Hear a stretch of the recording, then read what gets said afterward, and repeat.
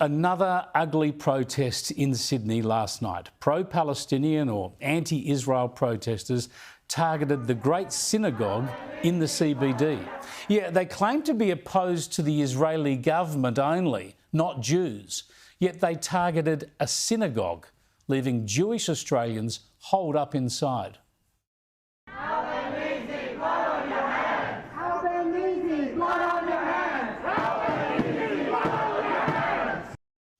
Yeah, just terrible stuff. The whole river to the sea bile was rolled out again. And police just stood by and watched, even though today the New South Wales Police declared that this was an unauthorised protest. But have a look at what happened when a Jewish man tried to unfurl an Israeli flag across the road. Problems and hunger that we have around the world. Shame on you!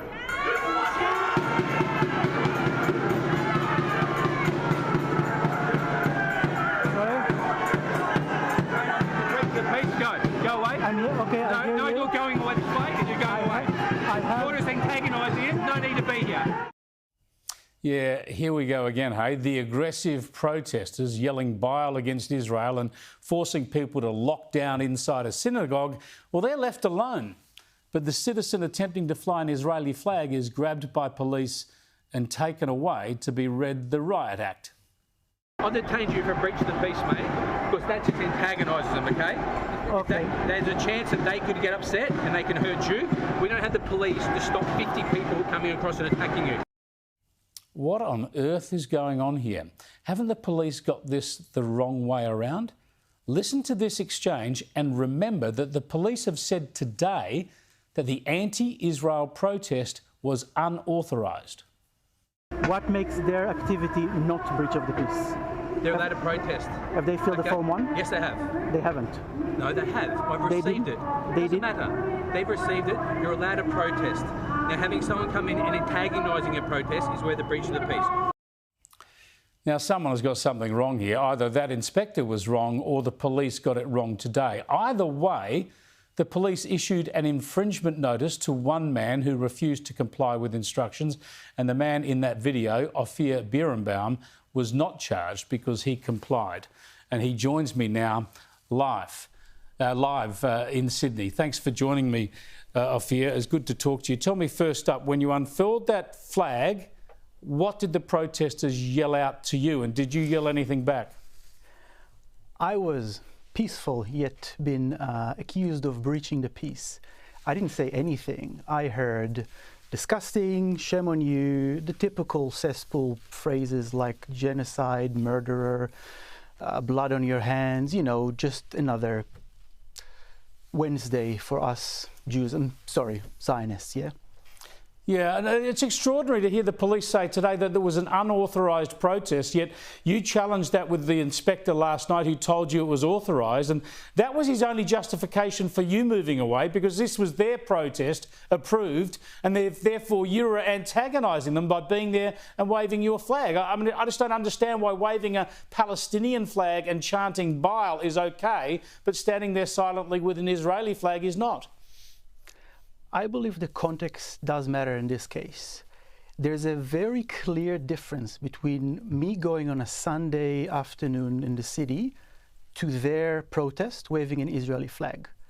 And that's how the police treated me. Like I crashed their event and wanted to interrupt. But the reality was it was an Israeli event in a synagogue celebrating Israeli innovation. Hence me rocking up with an Israeli flag.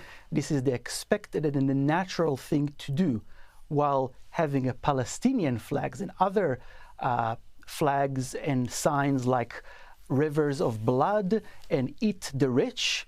That does not belong in the Jewish pro-Israel event in a synagogue. The question we need to ask ourselves, why did I breach the peace and they allegedly didn't? Well, that is the extraordinary thing. You've explained it perfectly there. There was an event at the synagogue. It had nothing to do with the war in the Middle East. And these people have targeted that Israeli event at a place of worship with their bile rants and with their flags. And yet the police protected them and just stood guard and targeted you instead. Did you have anything to do with the other man who was fined? Did you see what occurred there, or do you know the details?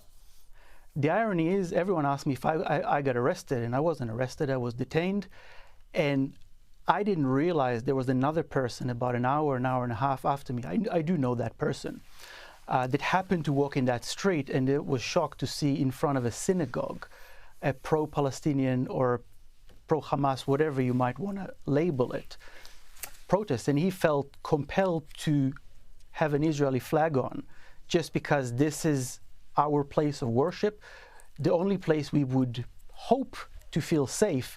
Yet we were, as you mentioned before, locked, and it wasn't just we were locked there. At the end of the event, they had a bit of a discussion which exit should we use, and only exit in groups of 10. God forbid have our Star of David or our yarmulkes. We should flip the bags of the Technion University, because we don't want to be recognized as Jews or Israeli or Zionists. How terrible. Absolutely. What a terrible way to have to behave in your own city. I feel for you, Ofir, and thanks so much for joining us. I appreciate it.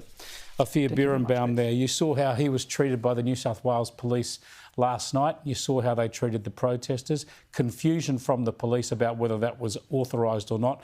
We'll try and get some clarification from them yet again.